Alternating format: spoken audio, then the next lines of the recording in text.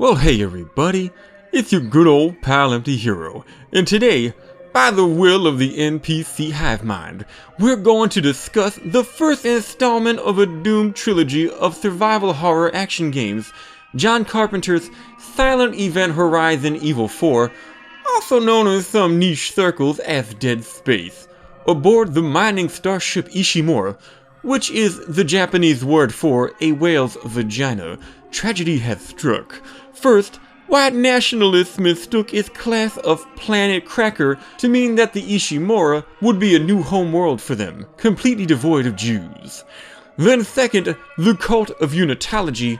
who are almost as bad as Jews, misunderstood the phrase, "That ship is full of unattended miners," and arrived with butt-plug-shaped religious icons and their pants around their ankles, like Tolkien's dwarfs excavating the mines of Moria, or Jennifer Hepler rooting up truffles with her snout among the bones of the Rothschilds family cemetery. This ragtag group of interstellar miners and religious zealots dug too greedily and too deep, until, like John Podesta's eyes bursting open as a fat-tongued special needs child who can squeeze a dick with the strength usually reserved for strangling cats, yet can't verbalize the phrase, "John Podesta, please stop touching my anus with your weird cut-up alien fingers," follows the trail of irresistibly delicious pennies John left leading up to a bear trap, and an ancient evil was awakened. The unthinking, unblinking necromorphs, which seemingly only exist to corrupt other living creatures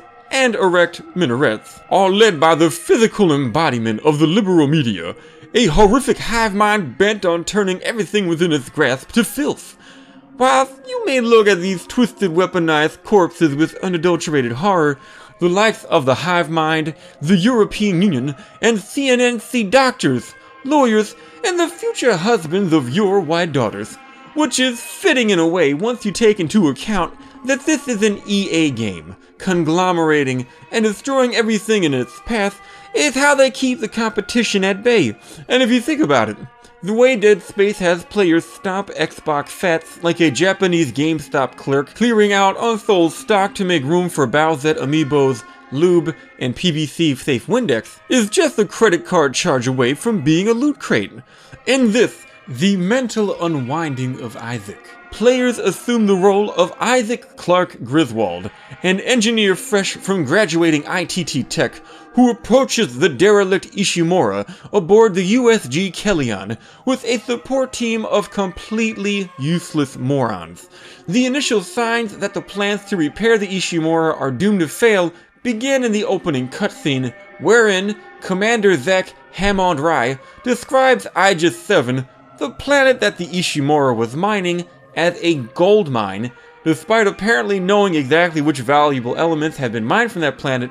none of which are actually gold. Then everyone's favorite traitorous Navi clone, Kendra Daniels, activates the absolutely unintuitive status condition HUD on Isaac's back, where the player can see it, but Isaac cannot, and culminates with the stunning revelation that, despite the fact that the Ishimura is so fucking gargantuan, you'll need to do your best impression of Zoe Quinn and 5 male friends killing some time on a cross-country road trip by running a train between areas. The rest of the rescue crew expects Isaac to complete the repairs alone. 90% of the dialogue in the game basically boils down to, "Hello, Isaac. Thanks for completing that task I asked of you. Now continue doing all the work like a good goyim, while the rest of us sit around drinking Slurpees and watching reruns of The Office." This ultimately backfires, however, as having made themselves non-integral to the plot, the developers of Dead Space had no reservations about killing those extra characters off, and as necromorphs tear the red shirts apart, Isaac utilizes his superior intellect to engineer a makeshift gun from only some duct tape, the bullets dropped by literally every enemy in the game, and a gun which has a powerful gangster mode already built in, which allows Isaac to shoot sideways like a black man without negatively affecting his aim, straining his wrist, or forgetting how to read. In order to rescue the remnants of the rescue crew, put a couple of fingers in his estranged girlfriend Nicole,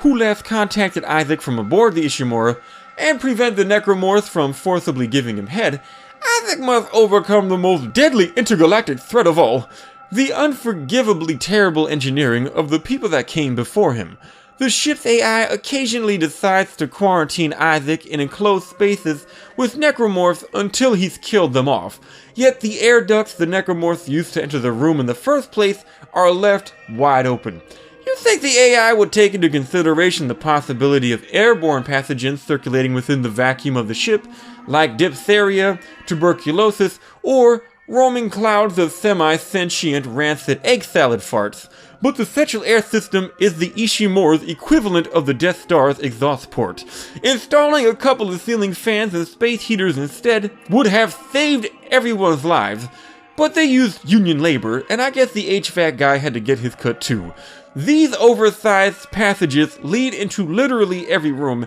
and function as so many monster closets that it's a surprise that you never get to steal Dracula's cape. Fortunately for Isaac, like myself, the insults to God's design gibbering in the darkness all around him do most of their thinking with their appendages. So smashing them in the knees a couple of times like they were standing in the way of Tanya Harding's budding figure skating career takes them all but out of commission. Unfortunately for Isaac, however, is the existence of the necrotizing manta ray creatures that can turn any intact corpse into a newly converted necromorph. Thanks to the Ishimura's crew's past lack of calcium in their diets,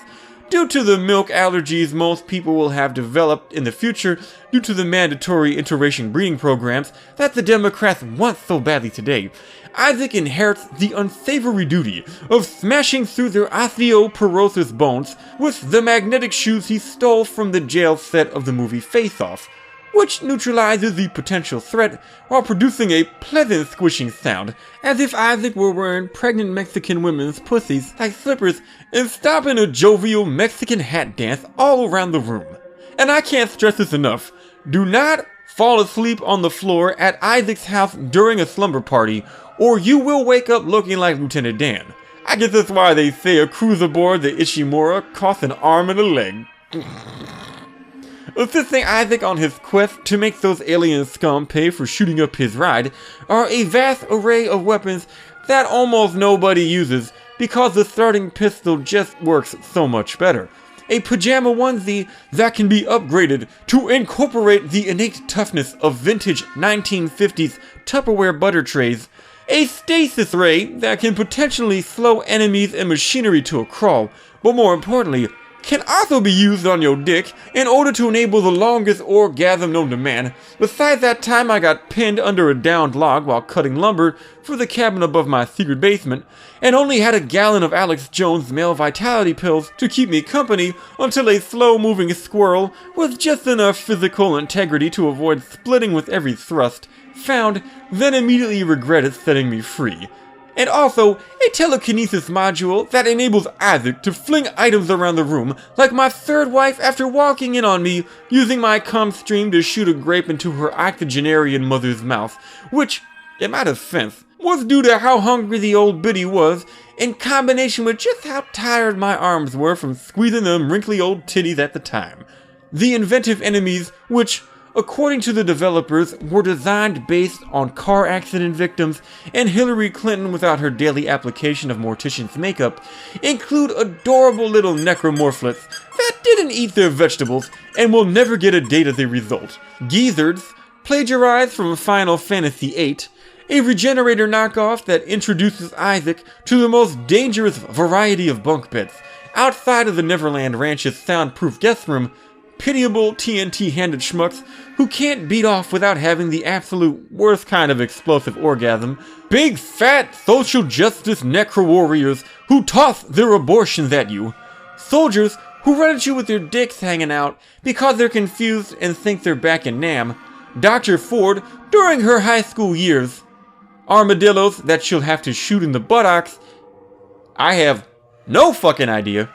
and these little murderers of hopes and dreams that will inspire players to sing baby, baby, baby, oh fuck, yet leave the player satisfied upon realizing that they'll finally be able to go out drinking and party with their college friends again. Towards the climax of Dead Space, special enemies with lungs on their backs, like someone who offended the Mexican cartels, spray bioorganic menthol into the atmosphere, causing their like-minded cohorts to ferment like Jenkum shits and turn blacker than the foot traffic in Paris. Which is especially perilous as black necromorphs are innately tougher due to having had grown up in the hood without a father. This calamitous cavalcade of colliginous conjunctive cadavers was brought about by the machinations of the unitologists, who believe that being turned into undead alien meatloaf is a good idea because once they've all squished together, they'll finally be able to use that Red Lobster Groupon they won at Sunday Bingo.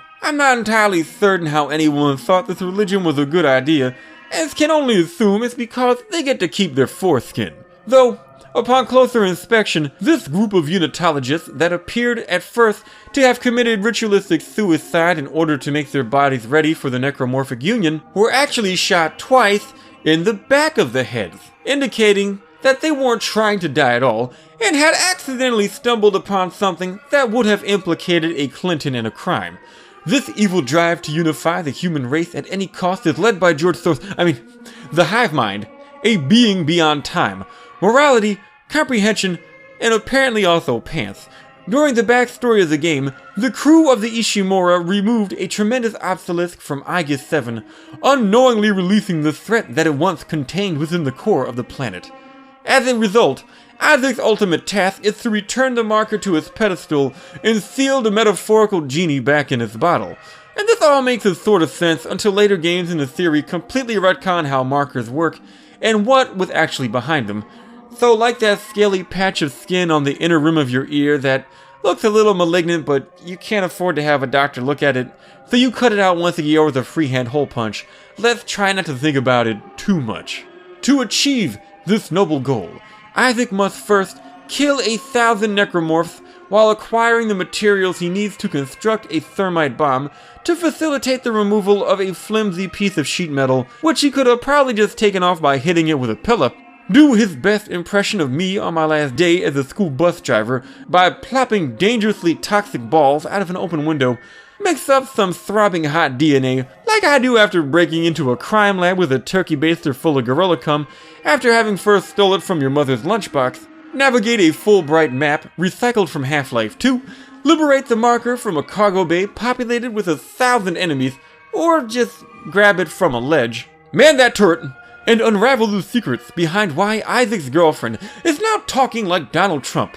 Yes, Isaac, with your help, we're going to make the Ishimura great again. The new Brethren Moon is going to be beautiful and huge, and the necromorphs are gonna pay for it. Look, I'm just saying that someone is doing the assimilating. And even though things don't quite work out perfectly between them, I like to think that Nicole gave Isaac one last fast, friendly fallopian flatus plopped like a Dodge Stratus on his cyclopean apparatus, and drank his cum like Gogurt, in the way that all good girls should do. Overall, Dead Space is a competent survival horror game. Instead of leaning too heavily on jump scares and fighting sequences like its sequels, this initial entry utilizes subtle, understated elements, like how Isaac quietly suffers through his ordeal, how enemy encounter music will occasionally play when 0 necromorphs are around just to fuck with you, how this blind slut gives you the kinesis module because the marker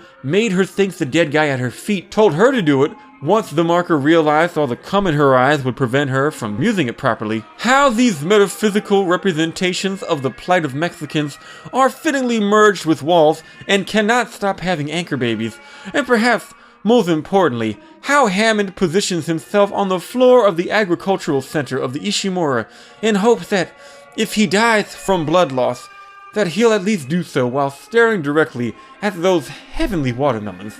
And thanks to the influence of the marker, the entire time I was playing, I had visions of my long-deceased ex-wives, and frankly, it was good to hear their horrific shrieking again, without having to struggle to hold them under the bathwater, seal up that last cinder block of the entrance to my secret basement, or explain to the children that not only am I their new mother, whom they must love and give foot rubs to, and respect the pronouns of, but that their old mother is so happy with her new life of helping me birth my secret army of albino smeg monsters while chained to her radiator in my woodshed that she just can't help but sing. Well, that's it for today's video. If you liked it, you can subscribe, click that little Pavlov's bell, use the links provided in the description of this video to join my Discord and send me private messages that I will probably ignore. Check out my original paperbacks, ebooks, and audiobooks for a good laugh. Toss a buck at me on Patreon for the right to vote on which game I'll review next,